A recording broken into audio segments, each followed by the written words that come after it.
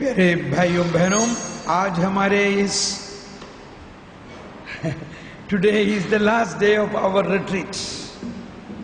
मेरे प्यारे बहनों और भाइयों, आज का आखिरी दिवस है ध्यान सभा का। In fact, from the beginning onwards, we have been focusing on the Holy Spirit. हम शुरू से ही पवित्र आत्मा के ऊपर अपना ध्यान रखे हुए हैं। Holy Spirit is the most important person for us. पवित्र आत्मा जो है बहुत ही मायने रखने वाला मुख्य व्यक्ति है हमारे लिए। Jesus spoke about the Holy Spirit in the Last Supper discourse. यीशु ने अपने आखिरी भोज पर पवित्र आत्मा के बारे में बात किया था। So we always hear in the Bible, He is going to come, He is going to come, He is going to come.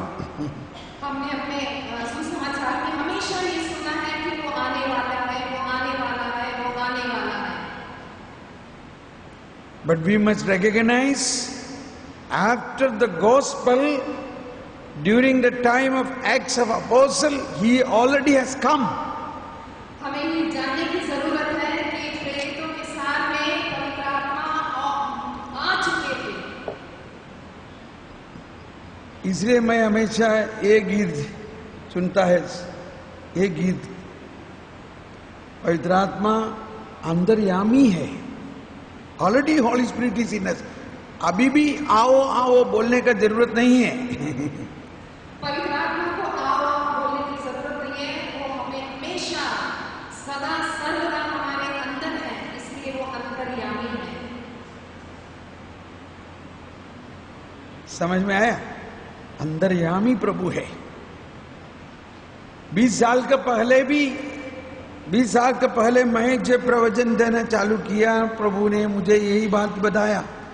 सब लोग अभी भी है, क्यों नहीं समझता है कि पवित्र आत्मा सबों के अंदर उपस्थित है। I am speaking Hindi, okay. 20 years back when I began my preaching, the Holy Spirit or the Lord spoke to me that the Holy Spirit is already in everybody. Why people are still asking to come? 20 साल पहले से प्रभु ने मुझसे कहा कि पवित्र आत्मा हमेशा सदा सर्वदा सबके अंदर है, फिर क्यों लोग बार-बार बोलते हैं आओ आओ आओ। यही सबसे बड़ा क्या यही सबसे बड़ा ज्ञान है। I am continuing to speak in Hindi. This is the mystery. This is the mystery. This is the wisdom we should know, we should understand that the Holy Spirit is already in us. इस बात का जो रहस्य है और जो ज्ञान है, इसे हमें समझना, सोचना, चिंतन करने की बहुत आवश्यकता है।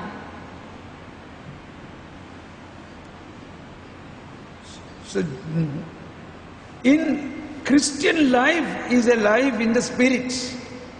ईसाई जीवन जो है पवित्र आत्मा से भरपूर है।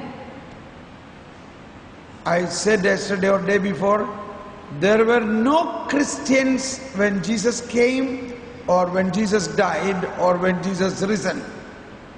मैंने पहले भी आपको बताया था कि कोई भी ईसाई नहीं था जब यीशु इस दुनिया में आए, जब वो मरे और जब वो पुनरुत्थानित हुए।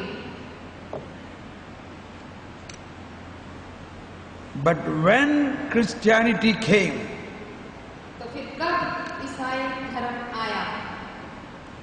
it is when Jesus sent the Holy Spirit.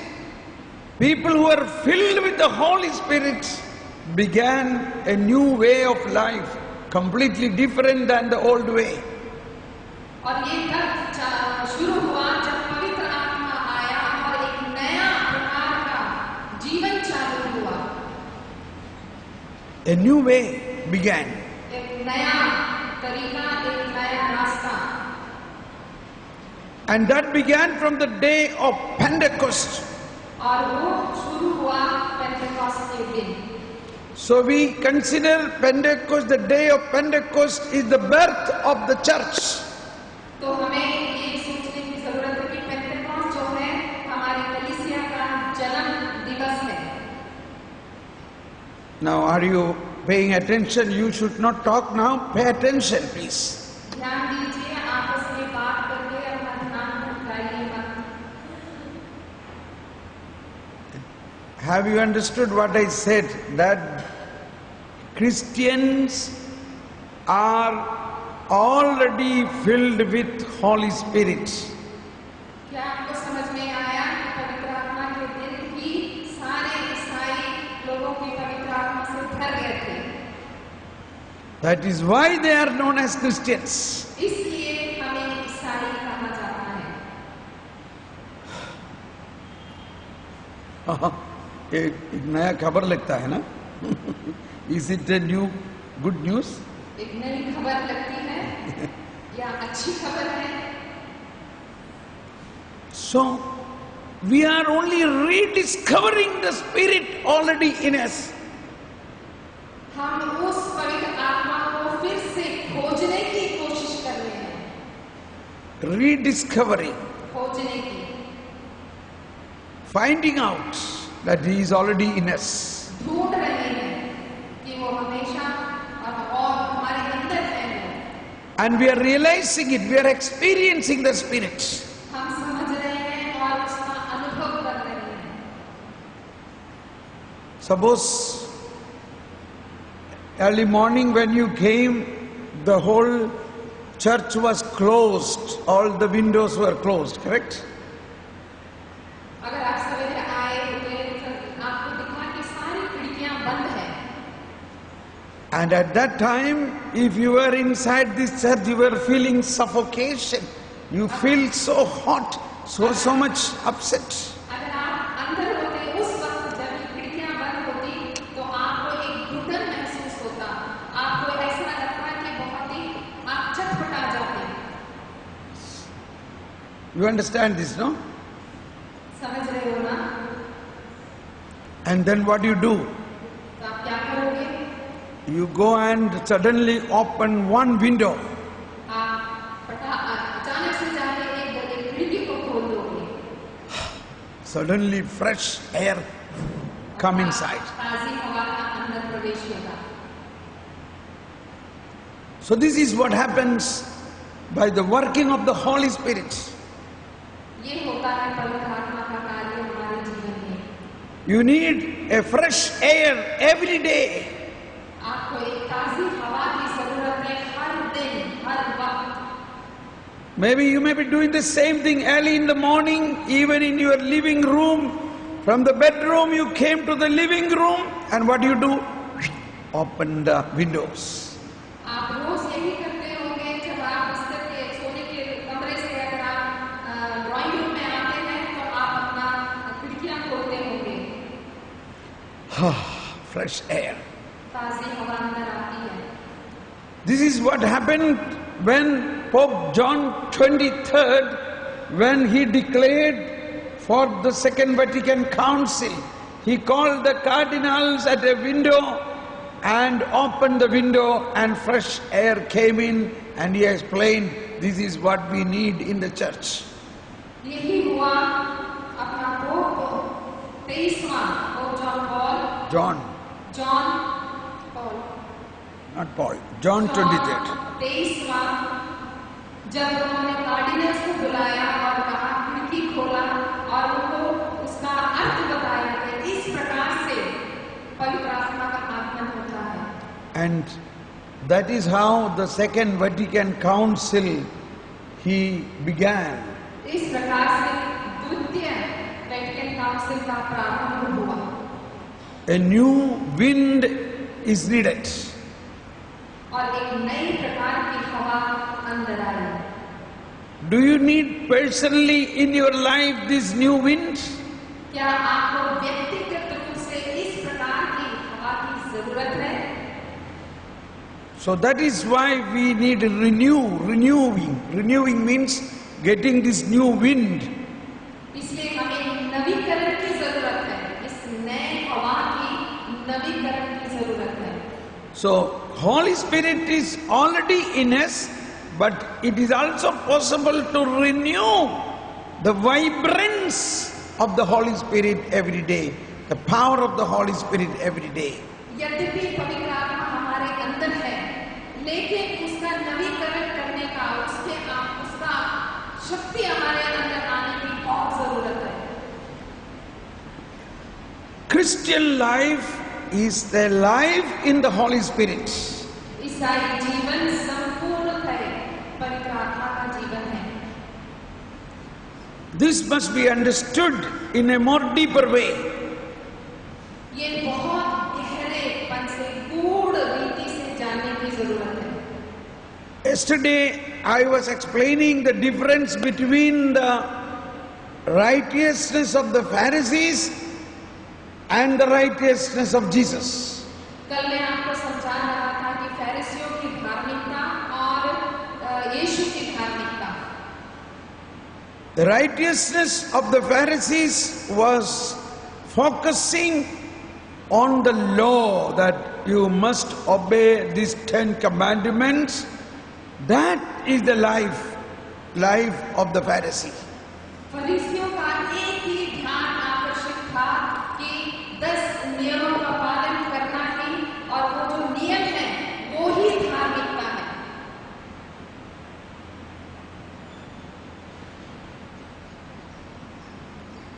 But Jesus, after the death and resurrection, brought a new way. That is a way in the Holy Spirit. Our life must be led by the Holy Spirit, not by the 10 commandments. लेकिन ईश्वर के मरण और पुनरुत्थान के बाद यीशु एक नया मोड़ लाए कि जो हमारा जीवन है वो पवित्र आत्मा से होता है। पवित्र आत्मा से संचालित होता है। पवित्र आत्मा से संचालित होता है। So now you understand the difference. The life led by 10 commandments or the life led by the Holy Spirit. What is important? अभी आपको समझ में आया, जो जिंदगी 10 नियम से जो शुरू होती है और जो जीवन पवित्र आत्मा से शुरू होती है, इन दोनों में अंतर क्या है? और नियम से संचालित ना पवित्र आत्मा से संचालित. Led. Who is the driver of our life? The law or Holy Spirit? नियम से जो संचालित है या पवित्र आत्मा से जो संचालित है, क्या आपको लगता है? So Christian life is a life led by the Holy Spirit. इसलिए ईसाई जीवन पवित्र आत्मा से संचालित होता है। This is what we have to understand. ये हमें समझने की बहुत जरूरत है। That is why we were baptized, not in the commandments, but in the Spirit, the Holy Spirit. इसलिए हमें बपतिस्मा संस्कार नियमों से नहीं, लेकिन पवित्र आत्मा के द्वारा हुआ है। You may be having a confusion now. What is he telling? So should I not do anything about the law? अभी आप थोड़े विचलित हो गए होंगे कि सोच रहे होंगे फिर नियम का क्या फायदा हुआ? नियम नहीं करना, नियम का पालन नहीं करना क्या मुझे?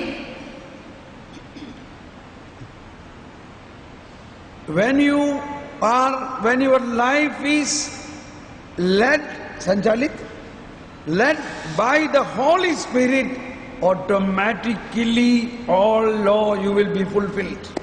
जब आपका जीवन पवित्र आत्मा से संचालित होकर चलने लगेगा, पूरे नियम अपने आप ही उसका पीछा करेंगे।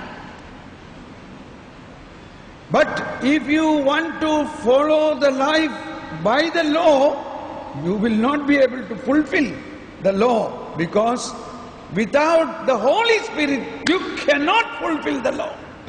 अगर आप सिर्फ नियम को पकड़कर उसके द्वारा संचालित होंगे, तो आप कभी भी उस नियम को पूरा नहीं कर पाएंगे, और वो पूरा नहीं होगा क्योंकि आपको Without the Holy Spirit, you will not receive the grace to fulfill the law. बिना पवित्र आत्मा के आपको कृपा ही नहीं मिलेगी पूरा नियम को पूरा करने के लिए। What is grace? कृपा क्या है? What is grace? कृपा क्या The है? life of God in the life of man. Divine life in the life of man. ईश्वरीय जीवन मानविक जीवन में मिलन होता है, वही है कृपा। कृपा क्या है? जब ईश्वर का जीवन मनुष्य के जीवन में आके जुड़ता है और आशीष देता है, वही है कृपा।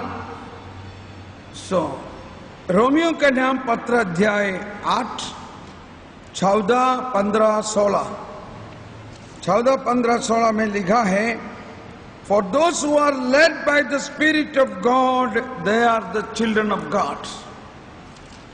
रोमियो का नाम पत्र अध्याय 8, 14 Romans chapter 8, 11 14 Romans chapter 8, 14 Romeo के नाम पत्र 8वां अध्याय 14वां वचन कहता है, लेकिन यदि आप आत्मा की प्रेरणा से शरीर की वासनाओं का दमन करेंगे। 14, that is 13 तो 15 पढ़ के देखो। 15 पढ़ी? इसका मतलब देखो, For those who are led by the Holy Spirit, they are the children of God. Okay, 15 15 जो लोग ईश्वर के आत्मा से संचालित हैं, वे सब ईश्वर के पुत्र हैं। आप लोगों को दासों का मनोभाव नहीं मिला, जिससे प्रेरित होकर आप फिर डरने लगे। आप लोगों को गोद लिए गए पुत्रों का मनोभाव मिला है, जिससे प्रेरित होकर हम पुकार कर कहते हैं, अब्बा, हे पिता।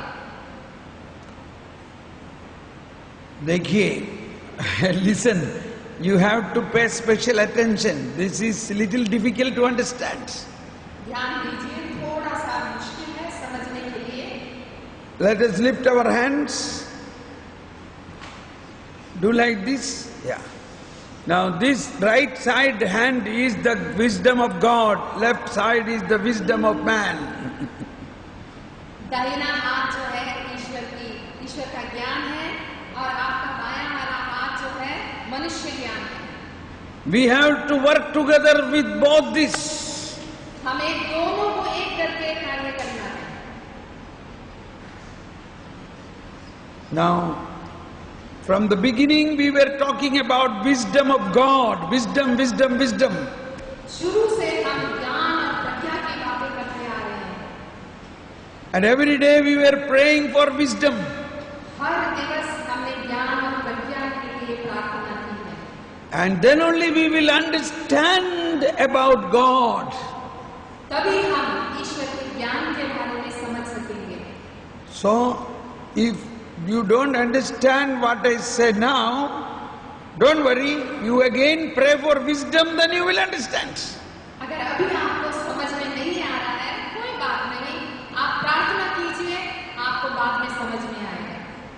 Let us pray once again. O Holy Spirit dwelling in my heart, हे पवित्र आत्मा मुझ में वासित करने वाले प्रभु, fill me with your wisdom, knowledge and understanding.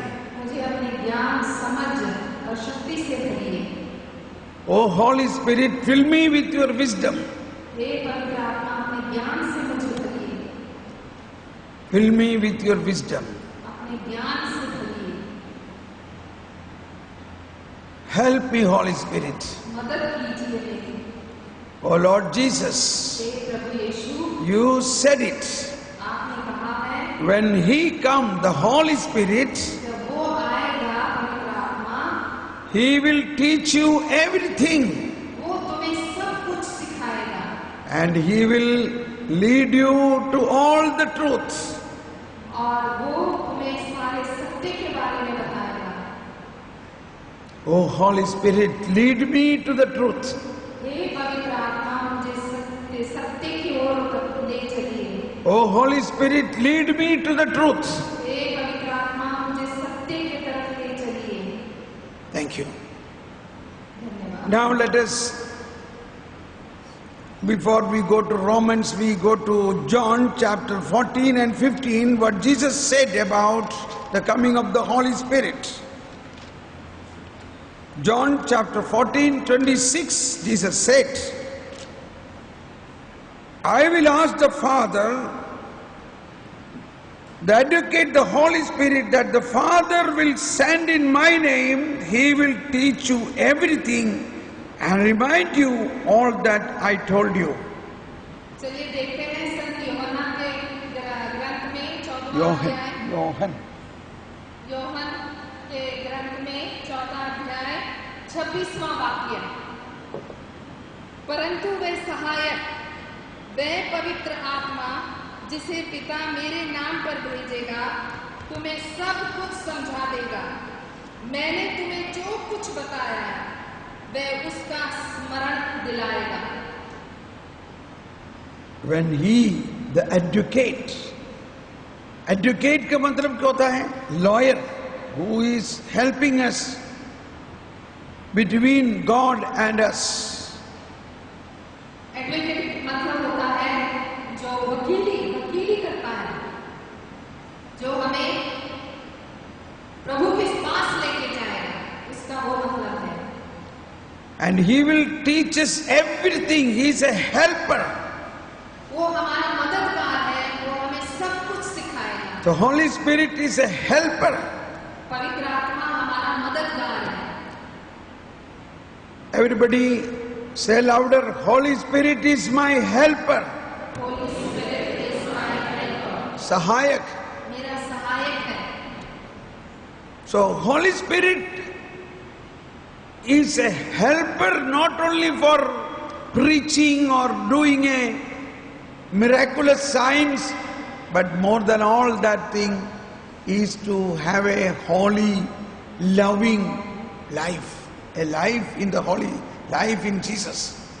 पवित्र आत्मा का काम सिर्फ संभाषण देना या चमत्कार करना ही नहीं है, उसका काम है हमारे अंदर बसना, हमारे अंदर रहना और हमारे जीवन को पवित्र करना।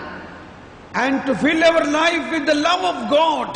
और हमारे जीवन को प्रभु के प्रेम से भर देना। Because Jesus, before chapter 14, in chapter 13, Jesus has given us a new command, a new law.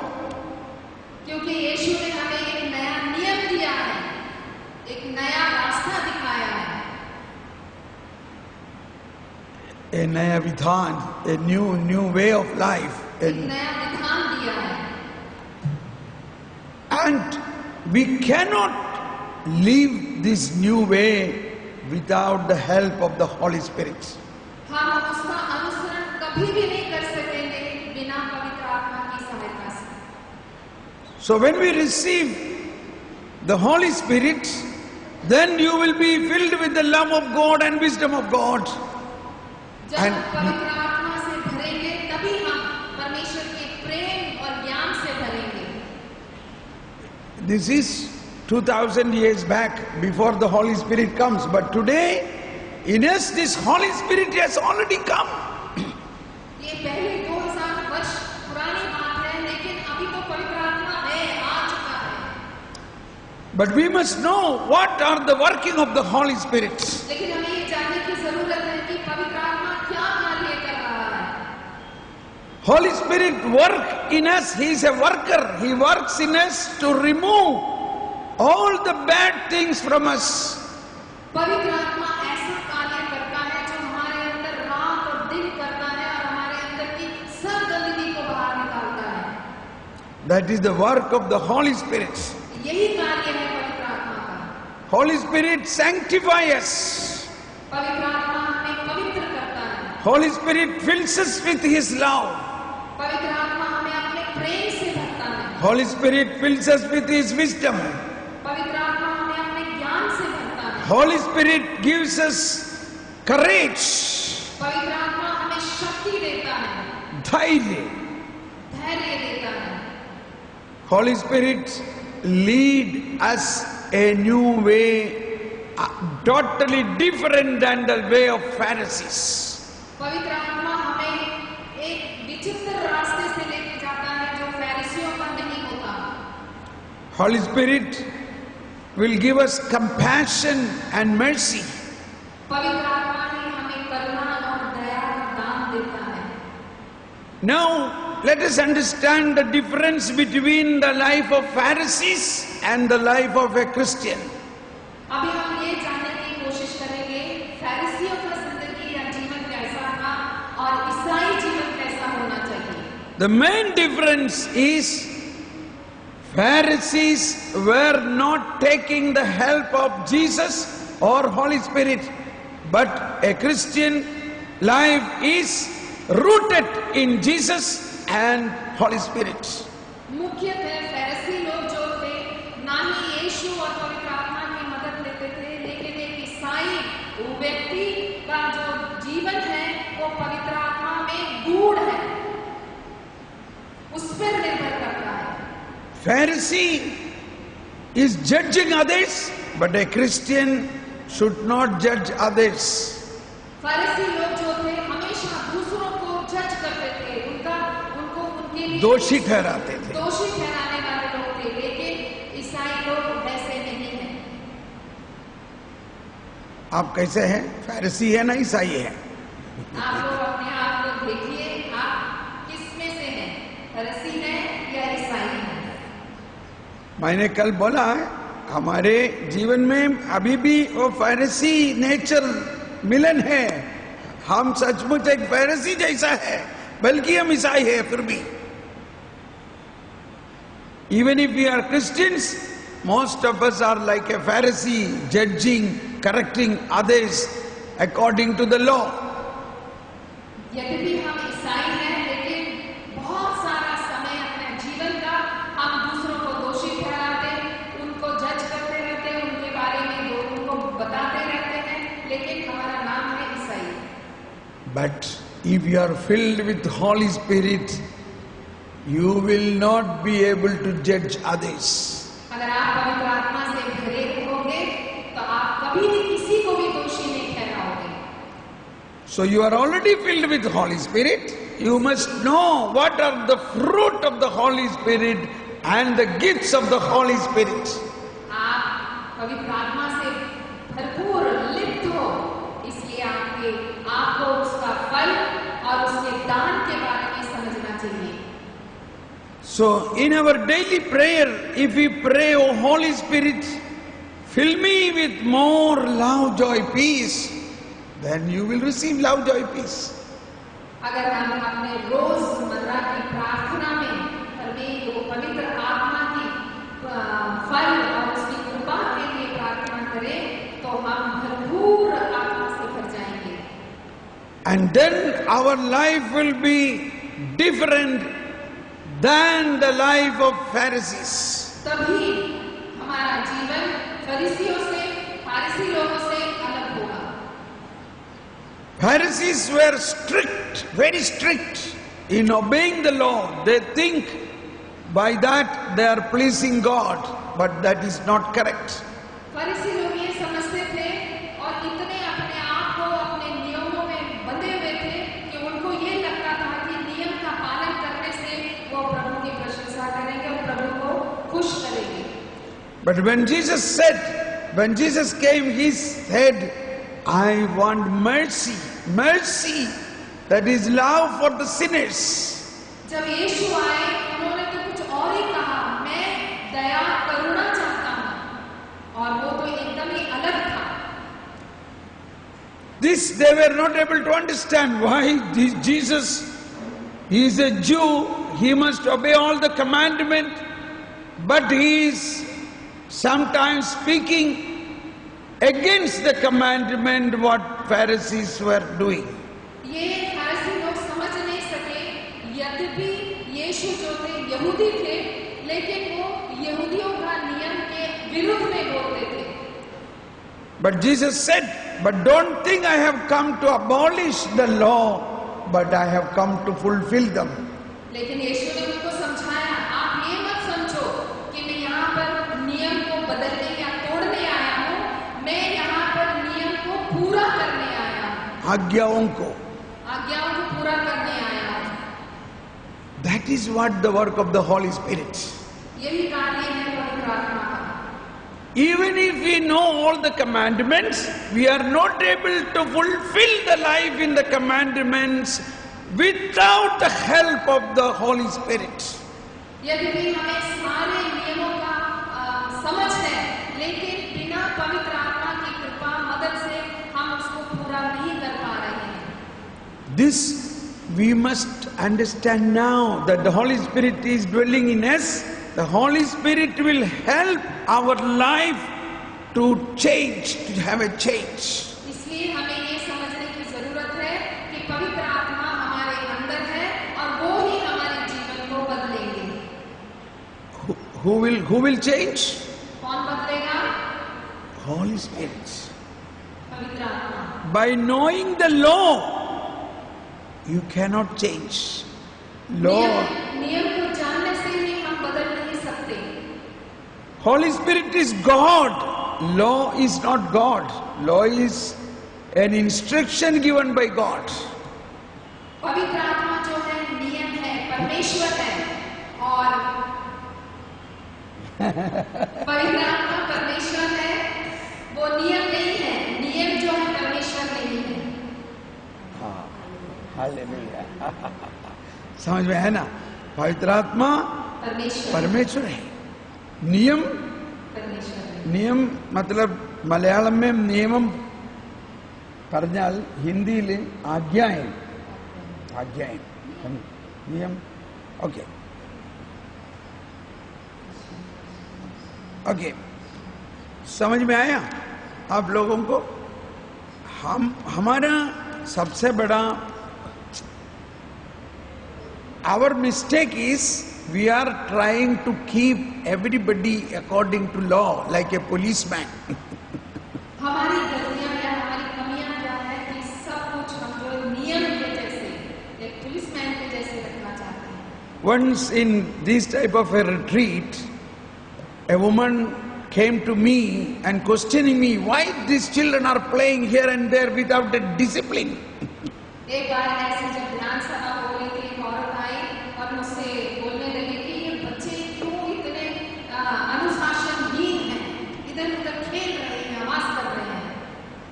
Look here, I have no problem children playing here. I have no problem. मैंने कहा मेरे को कोई उसमें प्रॉब्लम नहीं है। बच्चे हैं, बच्चे हैं, they are children. God know they are children. ईश्वर जानते हैं वो बच्चे हैं, इसलिए खेल रहे हैं। Now this woman started arguing with me. ये तर्क वितर्क करने लगी ये औरत मुझसे। They must be made strict. They must be given strict instruction. They should be quiet. They should sit quietly. Discipline. उनको बहुत इसमें सिखाना चाहिए कि उन्हें चुपचाप से बैठना चाहिए बच्चों को। Then I looked in her eyes. मैंने उसकी आंखों में देखा। I asked her, "Is your father is a military man?" मैंने उस महिला से पूछा, क्या आपका पिता आर्मी का एक व्यक्ति है? And she said, "Yes." और उसने कहा हाँ। See, that is why the problem. Your father was a military man, and he not only applied the law in the military, the same law he applied in the house. So the children were brought up like in a military, very strict. तब मुझे समझ में आया, क्योंकि उनके जो पिता थे वो आर्मी के एक व्यक्ति थे, और वो जो नियम कानून और अनुशासन अपने ऑफिस में करते थे, वही लॉ वही नियम उन्होंने शायद घर पे रखा है, और ये बच्चे उसी नियम में बड़े हुए हैं। Children are in their own home. That is a home. That is not military camp. बच्चे अपने घर में हैं, वो कोई आर्मी का या मिलिट्री का कैंप नहीं होता, घर होता है। They will run, they will scream, they will shout, they will dance. They have to be free. बच्चों को स्वतंत्रता होती है उन्हें भागने की, गाने की, नाचने की, घूमने की, आवाज करने की। And they will do many mistakes. और वो बहुत गलतियां भी करेंगे। All that we have to accept. और वो सब हमें स्वीकार करना बहुत जरूरी है। Then I prayed for her मैंने प्रार्थना किया उनके लिए, so that she understood that her life from childhood, grown up, strict, obeying the law, not through the Holy Spirit, not through the merciful love of God. वो महिला समझ गई कि उनका जो बचपन का जो बढ़ाव था, जो बड़ी, वो सारे बहुत ही ऐसे स्ट्रिक्ट नियम में बड़ी हैं, ना कि परमेश्वर की प्रेम और उसकी आत्मा में। Jesus brought a new law. That law, only one thing Jesus said, you love, love, love. यीशु क्रिस्त ने सिर्फ एक ही नियम दिया है हम सबको, वो है प्रेम, प्यार, मोहब्बत। Once a priest, a theologian, was asked to teach to kindergarten children something about God. एक बार एक पुरोहित Theologian. He was a learned. Theology means Hindi में वो बहुत पढ़ा पुरोहित। theology जो पुरोहित लोग पढ़ते हैं, बहुत ही गूढ़ अध्ययन होता है, उसका एक वो है। मतलब एक बहुत बड़ा शास्त्री था वो। शास्त्री टाइप के लोग, उनको कहा गया उस पुरोहित को कि दो जो छोटे बच्चे हैं किंडरगार्टन, उनको ईश्वरीय प्रेम के बारे में बताओ। ये पुरोहित प्रोफेसर है, प्रोफेसर जो सेमिनारी में दूसरे पुरोहितों को नहीं तो सिखाता था। ये जो पुरोहित थे, ये सेमिनारी में जहाँ पर प्रीस्ट बनने, पुरोहित बनने जाते हैं, उनको शिक्षा देने वाले बहुत ही प्रमुख अध्यापक थे। So he